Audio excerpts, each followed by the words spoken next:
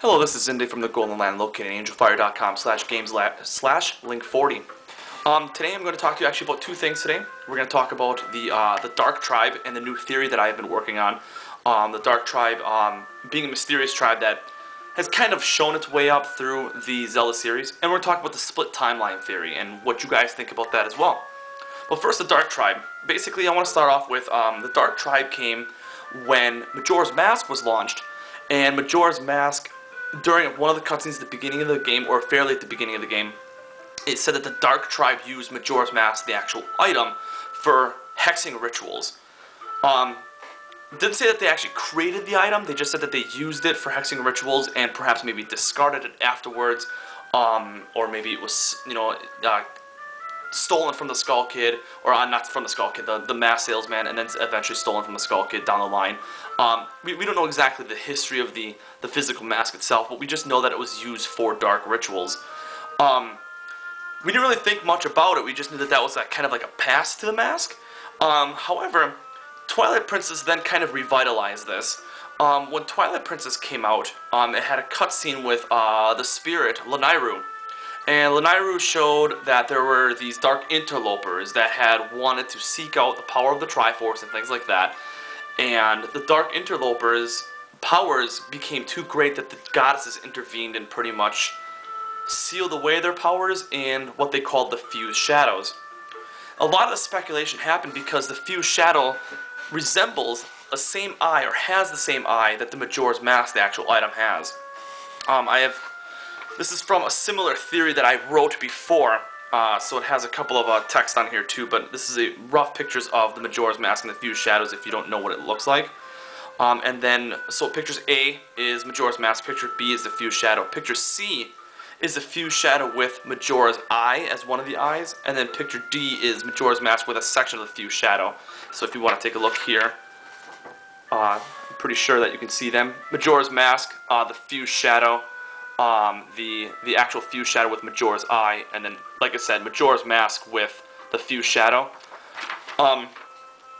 They're very similar looking. I mean, they do have very similar aspects to each other. So there's a lot of speculation going around that perhaps maybe they're the same item, or not really the same item, but used by the same Dark Tribe. Now, in the same cutscene, it is explained that they were dark interlopers. It doesn't say specifically that they belonged to this tribe, they were just dark interlopers. We don't know exactly what that means. But then there was, of course, more research done behind this, and I figured out that there was actually a couple other aspects in which kind of support the idea that there is this dark tribe. We don't know who the leader is or anything like that, but Aghanim, or Aghanim is how some people pronounce it, from A Link to the Past, was said to be part of this dark tribe during one of the storyline aspects of it. I do remember it saying it. I'm not entirely sure exactly where it is in the game. It takes me 3 hours to go through the whole game, so honestly, I mean, I can find it eventually, and I will probably post it in some future video just on my website. But he's part of that tribe. And then in Four Swords Adventures, they speak of actually the same tribe, the Dark Tribe, invading Hyrule. And when they invade Hyrule, some of their powers, or whatever, gets imprisoned or placed behind a magical mirror, which would support more into the Twilight Princess mirror of maybe this Dark Tribe belongs to, like, the Twilly from Twilight Princess. Not entirely sure. I mean, like I said, there isn't much proof behind it, and hopefully more games in the future will explain it. I doubt Skyward Sword will explain it, since Skyward Sword has a significant brighter, a much lighter look on the game. But it's kind of my thoughts. I mean, send me your comments and definitely tell me what you think, because if you found anything else in any other Zelda game, maybe in the Oracle series or the Link's Awakening or whatever, even Ocarina of Time, I mean, send me your thoughts. Tell me what you find so I can possibly look into this more. I was going to eventually, or at one point, write this up and post it on my website, but like I said, there's just not enough substantial evidence behind it. These are the only main 4 clues that I've been able to find. I mean, I don't know that I guess I mean that's pretty much about it. I mean, if you find anything at all, I mean, definitely shoot me a message. link_zelda40@hotmail.com, or just comment on this video. So that's pretty much it for the Dark Tribe here. The second thing I want to talk to you about is the split timeline theory. The split timeline is a theory that started in Ocarina of Time, and the split timeline pretty much came about when Link first pulled the Master Sword out of the pedestal of time. That it actually skewed off into 2 separate different timelines. And there are some people out there, they're called linearists, or linearists, I should actually say, that believe that every single Zelda game is one solid time.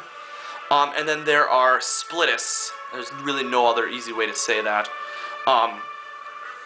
that pretty much think that the split timeline does exist. If you've ever been to my website or ever read my storyline, I do believe that timeline exists, mostly because of the fact that that I believe it was Eiji Aonuma. Let me just check here real quick, because I actually have it from the Nintendo Power issue. Yeah, it was Eiji Aonuma. Actually said it straight out in an interview that he had in an old issue of Nintendo Power. It was in, if you collect Nintendo Powers, it's in issue 165. And the exact thing says, the question was to Eiji Aonuma, where does Wind Waker fit in the overall Legend of Zelda timeline? And he replied back, in terms of the storyline, we decided that it takes place 100 years after the events of Ocarina of Time. We think that as you play through the game, you'll notice the beginning of the story explains some of the events in Ocarina of Time. You'll also find hints of things from Ocarina of Time that exist in the Wind Waker. There's also a more complicated explanation. If you think back to the end of Ocarina of Time, there were two endings in that game in different time periods. First, Link defeated Ganon as an adult, and then he actually went back to being a child. You could say that the Wind Waker takes place 100 years after the ending in which Link was an adult. To me, that's pretty obvious. He pretty much came out and said that there are two timelines here going on at the same time. Main reason why I tell you this is because I'm going to be eventually posting my entire storyline as a video, and then updating that specific video every time a new Zelda game comes out. But I believe in the split timeline theory, mostly because he says that. At the end of Ocarina of Time, he's right. You know, you beat Ganon as an adult, and when you travel back to what would be Link's present time, he's a kid again, and he places the Master Sword back away. And Ganondorf technically is not defeated yet, back in the past, or the present time, I should say, because he's still out looking for Zelda. So technically, I mean, he's still there. However, and then Link at the end of Ocarina of Time actually goes back and sees Zelda and visits her in her little courtyard area. And she turns around and she's got what I think is a very surprised look on her face. I actually truly believe that when he went back to place the sword back down, he actually teleported back to before he originally even picked it up. Maybe even before Ganon even attacked Hyrule or even tried to find Zelda in the first place. Of course, that's pure speculation, but proven and exists that the split timeline does actually exist according to Eiji Aonuma, and I think that's actually really substantial evidence here about where these games take place. Wind Waker takes place off this skewed timeline in which Phantom Hourglass and Spirit Tracks follow right after. So that's pretty much what I think about the whole timeline thing, or at least the split timeline as of right now. Within a couple of videos, I know this one's a little late in comparison to my normal updates on videos. I do appreciate, you know, my newcomers. Thank you for subscribing to me and visiting my websites and things like that. I do appreciate it. Please continue to visit. Please don't ever be discouraged. I will be making more videos. I've just been very busy lately with other things in my life. So I just want to say thanks again to you guys, being fans and everything like that. I appreciate that. These videos don't go for nothing.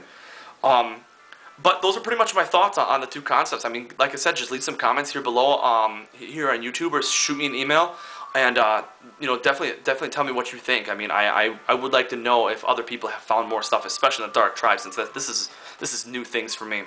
So that's pretty much it. Let me just take a quick look, and yep, that's about it. So I guess I'll talk to you guys later. All right, thanks. Bye.